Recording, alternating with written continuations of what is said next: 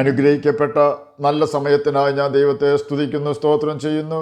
ദൈവവചനം ശ്രവിച്ചുകൊണ്ടിരിക്കുന്ന എല്ലാ ദൈവമക്കൾക്കും വീണ്ടും വരാമെന്ന് അരുളി ചെയ്തവനായ കർത്താവായ യേശു ക്രിസ്തുവിൻ്റെ ധന്യനാമത്തിൽ ഞാൻ എൻ്റെ സ്നേഹവന്ദനം അറിയിക്കുന്നു.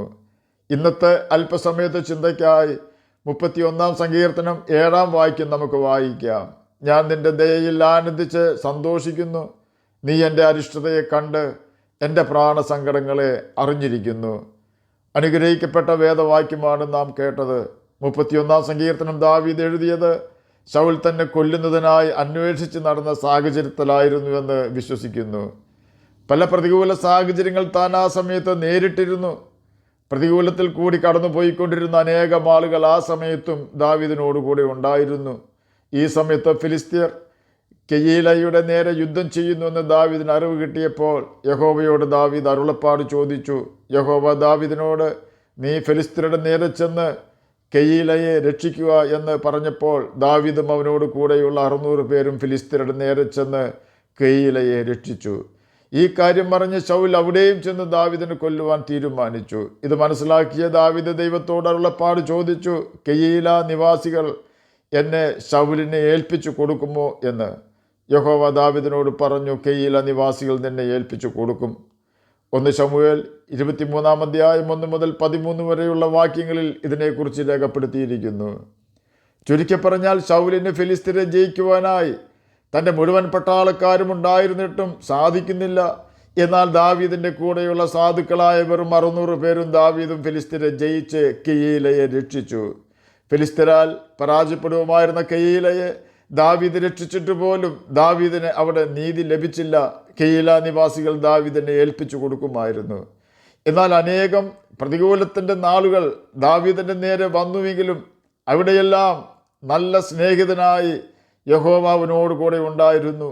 അവൻ്റെ നല്ല ബാല്യം മുതൽ ശൗൽ അവനെ നശിപ്പിക്കുവാൻ ശ്രമിച്ചു തുടങ്ങിയെങ്കിലും ഒരിക്കൽ പോലും ദൈവം ദാവീദിനെ അവൻ്റെ ശത്രുവിൻ്റെ കയ്യിൽ ഏൽപ്പിച്ചു കൊടുത്തില്ല. ഒരിക്കൽ പോലും ദാവീദ് ദൈവത്തോട് പരാതി പറഞ്ഞില്ല. ഒരിക്കൽ പോലും ദാവീദ് ദൈവത്തെ വിട്ടു മാറിയില്ല. ഒരിക്കൽ പോലും സഹായത്തിനായി യഹോവയെ അല്ലാതെ മറ്റു ശക്തികളിലേക്ക് ദാവീദ് തിരിഞ്ഞില്ല.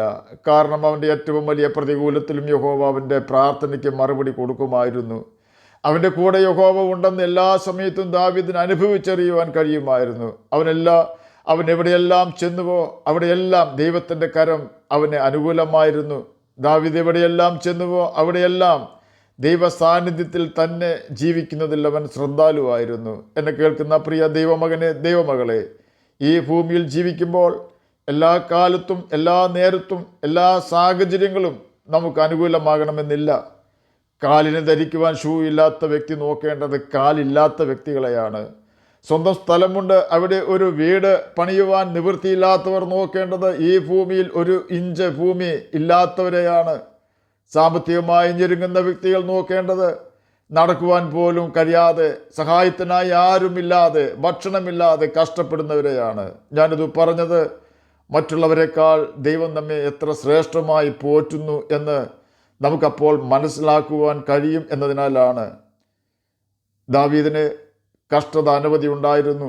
എന്നാൽ ആ കഷ്ടത അവന് നിരാശയുണ്ടാക്കുന്നുണ്ടായിരുന്നില്ല. അതിൻ്റെ കാരണം 31 സങ്കീർത്തനം 7 വാക്യത്തിൽ നമുക്ക് കാണുവാൻ കഴിയും. അവിടെ രേഖപ്പെടുത്തിയിരിക്കുന്നത് ഇപ്രകാരമാണ്, നീ എൻ്റെ പ്രാണസങ്കടങ്ങളെ അറിഞ്ഞിരിക്കുന്നു.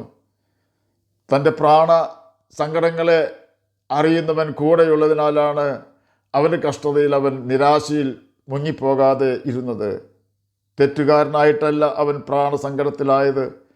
ഒരു തെറ്റും ആ സമയത്ത് ദാവീദ് ചെയ്തിട്ടില്ല. ശൗലിനോ എൻ്റെ പട്ടാളക്കാർക്കോ ദാവീദിൻ്റെ പ്രാണസങ്കടം കണ്ടാൽ മനസ്സിലാവുകയില്ല. നമ്മുടെ പ്രാണസങ്കടം ആർക്കും മനസ്സിലാവുകയില്ല.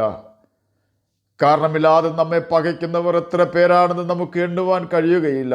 എന്നാൽ ആരെല്ലാം നമ്മുടെ പ്രാണസങ്കടം കണ്ടില്ലെങ്കിലും, ആരെല്ലാം നമ്മെ പകച്ചാലും നമ്മുടെ ഉള്ളത്തിൻ്റെ അവസ്ഥ, നമ്മുടെ പ്രാണസങ്കടവും ഉള്ളത്തിൻ്റെ അവസ്ഥയും കാണുന്ന ഒരു നല്ല കർത്താവ് നമുക്ക് സ്വർഗത്തിലുണ്ട്. അവനാണ് കർത്താവായ യേശു ക്രിസ്തു. അവന് നമ്മുടെ പ്രാണസങ്കടം കാണാതിരിക്കുവാൻ കഴിയുകയില്ലല്ലോ. കാരണം അവൻ നമ്മേക്കാൾ അധികം പ്രതികൂലത്തിൽ കൂടി കടന്നുപോയവനാണ്. ഒരു തെറ്റും ചെയ്യാത്തവൻ, പാപം അറിയാത്തവനായ കർത്താവായ യേശു ക്രിസ്തു. നമ്മുടെ പാപങ്ങൾക്ക് വേണ്ടി കാൽവരി ക്രൂശിൽ തകർക്കപ്പെട്ടവനായി കിടന്നപ്പോൾ അവൻ്റെ പ്രാണസങ്കടം ആരും കണ്ടില്ല. അവൻ്റെ വേദന ആർക്കും മനസ്സിലായില്ല. അവൻ്റെ വേദ ആരും തിരിച്ചറിഞ്ഞില്ല. യേശുവിൻ്റെ ഹൃദയത്തിൻ്റെ തേങ്ങൽ ആരും ശ്രദ്ധിച്ചില്ല. താഴെ നിൽക്കുന്ന റോമൻ പടയാളികൾ യേശുവിൻ്റെ ചങ്കിലേക്ക് അവരുടെ മൂർച്ചയേറിയ കുന്തങ്ങൾ മത്സരിച്ച് കുത്തിയിറക്കിക്കൊണ്ടിരുന്നു. ഓരോ കുത്തിനും മേമ്പൊടിയെന്നോണം ആക്രോശവും ഉണ്ടായിരുന്നു. ആക്രോശം യഹൂദന്മാരുടേതായിരുന്നു. നീ ദൈവപുത്രനെങ്കിൽ കുരിശിൽ നിന്നും ഇറങ്ങി വാ, എന്നാൽ ഞങ്ങൾ നിന്നിൽ വിശ്വസിക്കാം. ഇതായിരുന്നു ആക്രോശം. തീർന്നില്ല, പരിഹാസവും ഉണ്ടായിരുന്നു.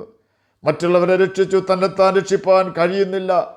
എന്നാൽ ക്രൂശിലെ യേശുവിനെ വാക്കും ഭാഷണവും കൂടാതെ നമ്മോട് പറയുവാനുള്ളത്, ഞാൻ കുരിശിൽ നിന്നും ഇറങ്ങി വന്നാൽ നീ കുരിശിൽ കയറുകയും നിത്യനരകത്തിൽ എറിയപ്പെടുകയും ചെയ്യും എന്ന സന്ദേശമായിരുന്നു.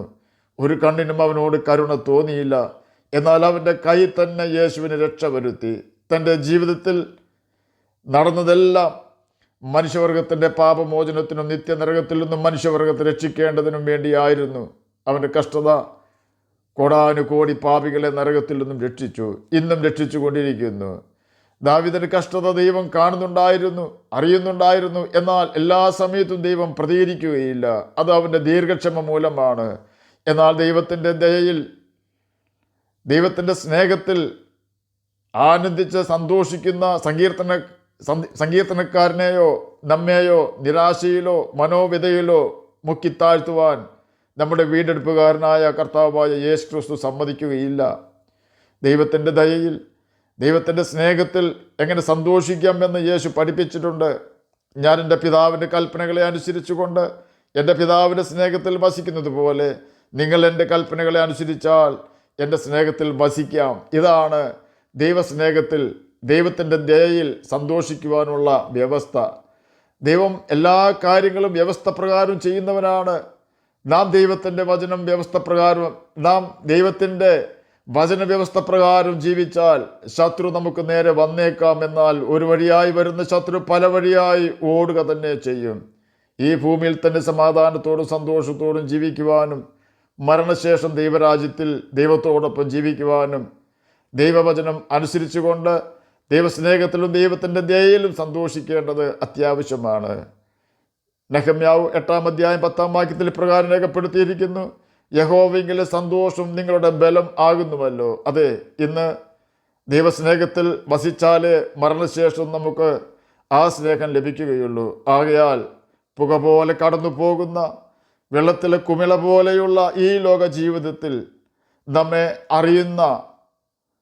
അറിയുന്നവനും നമ്മുടെ പ്രാണസങ്കടങ്ങൾ അറിയുന്നവനുമായ നമ്മുടെ വീണ്ടെടുപ്പുകാരനായ കർത്താവായ യേശുവിനോട് കൂടെ അവൻ്റെ വചനം അനുസരിച്ചുകൊണ്ട് നമുക്ക് ജീവിച്ച് നിത്യജീവൻ അവകാശികളായി തീരാം. അതിന് കർത്താവ് നമ്മെ സഹായിക്കട്ടെ എന്ന് പ്രാർത്ഥിച്ചുകൊണ്ട് ഞാൻ എൻ്റെ വാക്കുകളിൽ നിന്ന് വിരമിക്കുന്നു. നമുക്ക് പ്രാർത്ഥിക്കാം. ഞങ്ങളെ സ്നേഹിക്കുന്ന സ്വർഗീയ പിതാവേ, നല്ല വചനത്തിനായി എങ്ങനെ സ്തുതിക്കുന്നു, സ്തോത്രം ചെയ്യുന്നു. എന്നെ കേൾക്കുന്ന ഏതെങ്കിലും പ്രിയപ്പെട്ടവർ വ്യസനത്തിൽ ആയിരിക്കുന്നുവെങ്കിൽ അങ്ങ് അവരുടെ വ്യസനം മാറ്റിക്കൊടുക്കണമേ. വാർദ്ധക്യത്തിലായിരിക്കുന്ന പ്രിയപ്പെട്ടവർക്ക് വാർദ്ധക്യ സഹജമായ പ്രയാസങ്ങളിൽ നിന്നും മോചനം കൊടുക്കണമേ. അവരെ നിരാശ മാറ്റിക്കൊടുക്കണമേ, ധൈര്യം കൊടുക്കണമേ. പഠിക്കുന്ന കുഞ്ഞുങ്ങൾക്ക് പഠിക്കുവാനുള്ള ബുദ്ധിയും ജ്ഞാനവും ഓർമ്മശക്തിയും കൊടുക്കണമേ. പ്രാർത്ഥന കേട്ടതിനായി സ്തോത്രം, യേശുവിൻ്റെ നാമത്തിൽ തന്നെ ആമേൻ. കർത്താവ് എല്ലാവരെയും അനുഗ്രഹിക്കട്ടെ. സ്തോത്രം.